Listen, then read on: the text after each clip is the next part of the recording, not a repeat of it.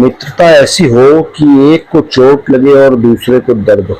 आज के युग में तो संभव नहीं है, पर कहते हैं कि सुदामा जी और कृष्ण जी की दोस्ती और प्यार ऐसे ही था। एक बार ऐसे ही हुआ कि सुदामा जी भयंकर परिस्थितियों में, दरिद्रता से घिरे हुए, घर में खाने के लिए नहीं है, कपड़े डालने के लिए नहीं है, और उनका जो बचपन व्यतीत हुआ था वो प्रभु कृष्ण के साथ इकट्ठे रह के उनके बाल सखा थे वो। अब संकोच मन में कि भाई वो तो द्वारकाधीश है, उनके पास जाऊं कैसे मिलूं। पर किसी तरह पत्नी ने बोला कि जाओ मिलो, आपके मित्र हैं, आप बात तो करो उनसे।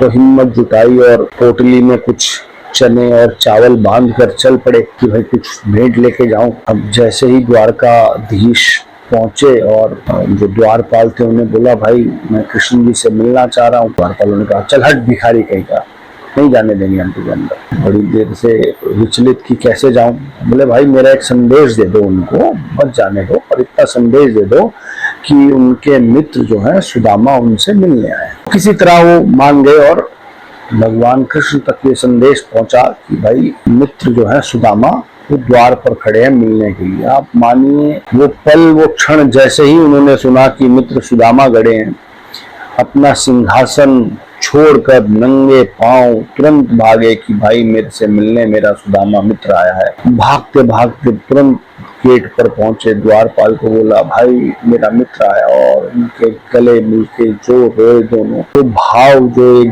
मित्र के लिए दूसरे मित्र के मन में होता है, वो सखा को देखकर जो उनकी पुरानी यादें थी वो ताजा हो गई, जो उन्होंने बचपन खेलते पढ़ते हुए बिताया था। दोनों का हाल बुरा, रो रो कर एक दूसरे के लिए कि हे प्रभु, हे नाथ। सुदामा जी आश्चर्यचकित कि भाई द्वारकाधीश स्वयं मुझे लेने गेट पर आ गए, मेरे हाल पूछ रहे हैं, मुझसे गले लग के रो रहे हैं। सारी प्रजा उसको देख रही है कि भाई ऐसा कौन सा मित्र आ गया जो भगवान कृष्ण से गले मिल रहा है, और भगवान कृष्ण उसको ऐसे कर रहे हैं कि जैसे पता नहीं स्वयं भगवान देख लीजिए। भगवान कृष्ण रोए जा रहे हैं कि मेरे मित्र की क्या हालत। उन्हें अंदर ले गए, उन्हें सिंहासन, अपने सिंहासन पर विराजमान कराया। उनके पांव पैदल चल के बुरी तरह लहूलुहान थे। तुरंत पानी का पात्र मंगाया और उनके पांव को धोया अच्छे से। उनकी सेवा में तुरंत लग गए, उनको बढ़िया भोजन करवाया, उनसे हाल चाल पूछा।